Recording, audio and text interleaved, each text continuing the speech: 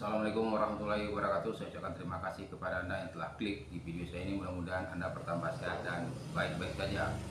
Baiklah para netizen dan penonton dimanapun Anda berada, pada video kali ini kita akan membahas tentang Indonesia gelap. Jadi mahasiswa Indonesia sekarang melalui PM Badan Eksekutif Mahasiswa itu melakukan demo di beberapa kota di Indonesia karena melihat kebijakan daripada Kabinet Merah Putih yang dipimpin oleh Prabowo ini kurang berpihak kepada masyarakat, sehingga membuat mahasiswa ini dia peduli kepada Indonesia, peduli kepada negara dia. Jadi mereka melakukan aksi demonstrasi yang digelar di beberapa kota. Jadi sebenarnya tuntutan dari mahasiswa ini sebenarnya ada 13. Jadi di video kali ini kita cuma bahas ada 3 tuntutan yang sangat krusial atau yang sangat penting, karena ini menyangkut kehidupan orang banyak. Jadi yang pertama itu yang harus diselesaikan pemerintah itu tolak PSN. PSN itu adalah proyek strategi nasional. Jadi kemarin itu ada namanya Pantai Indah Kapuk 2. Jadi Pantai Indah Kapuk 2 ini dijadikan PSN oleh pemerintahan yang lalu, oleh pemerintahan Jokowi, sehingga ini menjadi masalah nasional karena proyek ini sangat merugikan masyarakat yang ada di tempat yang tinggal di situ, karena cara orang untuk mengambil tanah itu dengan tidak wajar gitu.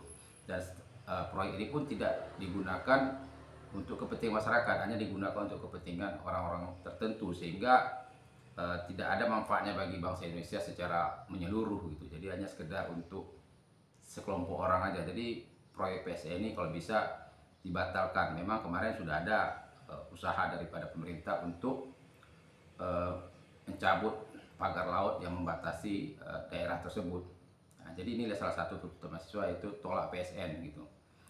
Yang kedua yaitu evaluasi lagi program makan bergizi gratis. Jadi kalau kita lihat makan bergizi gratis ini sebenarnya suatu hal yang sangat positif.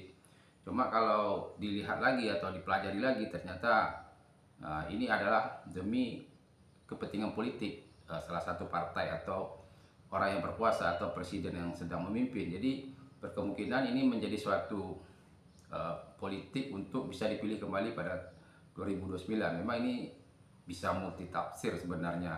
Orang melihat, bisa aja orang memandang seperti itu. Memang kalau kita lihat secara awam ini sangat bagus untuk kepentingan nasional.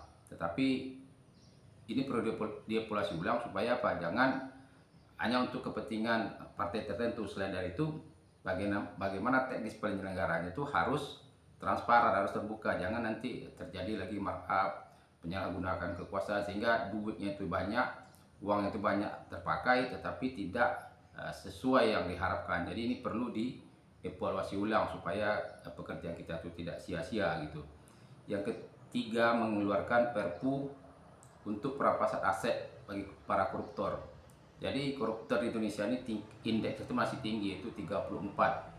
Jadi diperkirakan kalau indeksnya 34 itu dari 100 orang di Indonesia ini ada 34 orang yang melakukan korupsi. Ini yang dilakukan oleh lembaga internasional, mengatakan indeks korupsi Indonesia itu masih tinggi. Jadi karena seperti itu harus diadakan perampasan aset yang telah dikorupsi. Kalau kita lihat kemarin itu ada korupsi yang terjadi di Timah itu sebanyak 271 triliun. Itu hanya dihukum selama 6 tahun. Tetapi aset itu tidak dikembalikan. Jadi orang itu dihukum tak ada guna juga, karena uang itu sudah habis gitu. Seandainya ada, uang itu di mana gitu. Jadi uang itu harus dikembalikan kepada negara. Jadi uang yang dikembalikan itu bisa digunakan untuk pembangunan dan untuk kelancaran kehidupan berbangsa dan bernegara selanjutnya.